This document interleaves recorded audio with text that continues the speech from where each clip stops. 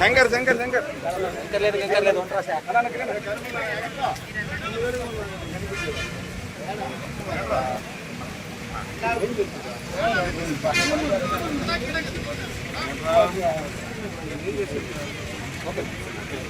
Okay okay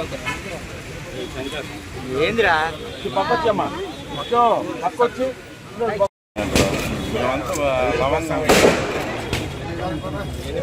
అడిగారు okay ఉన్నా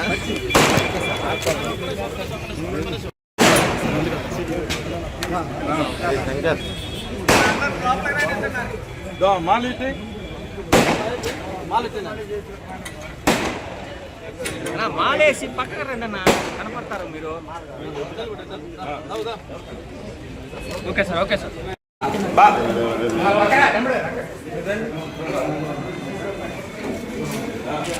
side కాండి వస్తుంది సైడ్ కండి సార్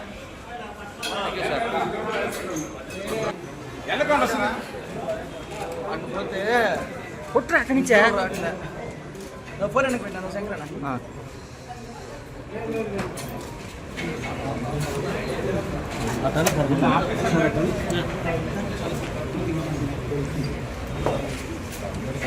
ఎవరు బట్టల మీద పడుతున్నారు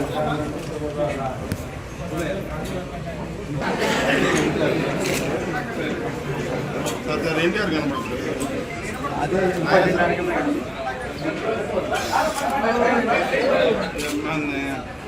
ఏంద్రా మాట్లా రికార్డింగ్ లో బండోడు నెట్టి పని అవుతున్నాడు. ఎలక్రాండ్ వస్తుంది ముందుకెళ్తే ఏమొస్తుంది ఎలక్రాండ్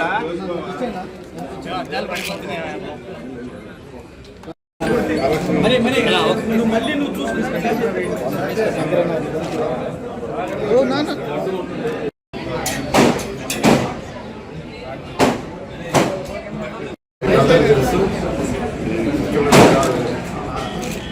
మొదటగా చేసిన 5 సంతకాలు ఒక సంతకం అన్నా క్యాంటీన్స్. తెలుగుదేశం ప్రభుత్వం 2014 నుంచి 19 దాకా ఉన్నప్పుడు ఈ రాష్ట్రంలో 203 అన్నా క్యాంటీన్స్ శాంక్షన్ చేశాం.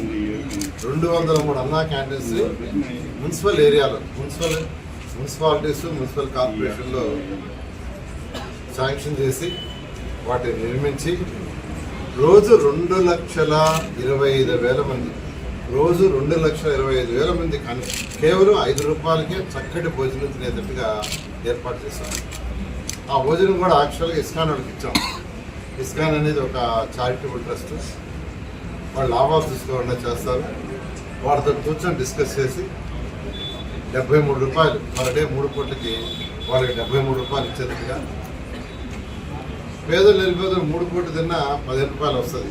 మిగతా 68 రూపాయలు మిగతా డబ్బులు కంప్లీట్గా 58 రూపాయలు రాష్ట్ర ప్రభుత్వం సబ్సిడీ చేసేట్టుగా ఆ రోజు ప్లాన్ చేసి రోజు 3 పూటలు తిని 58 రూపాయలు రాష్ట్ర ప్రభుత్వం నుంచి ఇచ్చేటట్టుగా ఏర్పాటు చేసి 2,25,000 మంది ఫోన్ చేస్తుంటే ఆ వైఎస్ఆర్సీ ప్రభుత్వం రాగానే మొత్తం ఫోన్ చేసింది. అది నిజంగా దారుణం.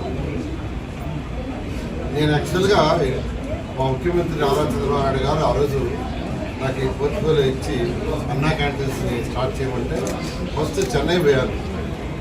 చెన్నై పోయి అమ్మా క్యాంటీన్ స్టడీ చేసి అక్కడ భోజనం చేసి అధికారులతో మాట్లాడొచ్చాను. కర్ణాటక పోయా, ఇందిరా క్యాంటీన్ స్టడీ చేసి అక్కడ భోజనం చేసి వచ్చాను. ఇతర రాష్ట్రాలకు కొన్ని స్టడీ చేసి అధికారులు పంపించాను, ఇండియా అంతా పంపించాను. ఉన్న వాటిల్లో కంటే బెస్ట్గా చేయాలనే ఉద్దేశంతో. ఎందుకంటే ఆ రోజు ముఖ్యమంత్రిగా నారా చంద్రబాబు చెప్పారు, కన్నడ పేదలు నిరుపేదలు తినే ఫుడ్ బాగా ఉండాలి. రెండోది వాళ్ళు తినే 24 కూడా చక్కగా ఉండాలి. చక్కగా 2 చెప్పారు. దాంతో ఇలా చక్కగా బిల్డింగ్ కట్టాం. ఇలా బిల్డింగ్స్ చక్కగా ఈ బిల్డింగ్స్ అన్ని కంప్లీట్గా 2 monthsలో కట్టాం. దగ్గర పెద్ద పెద్ద కంపెనీలకు ఇచ్చాం.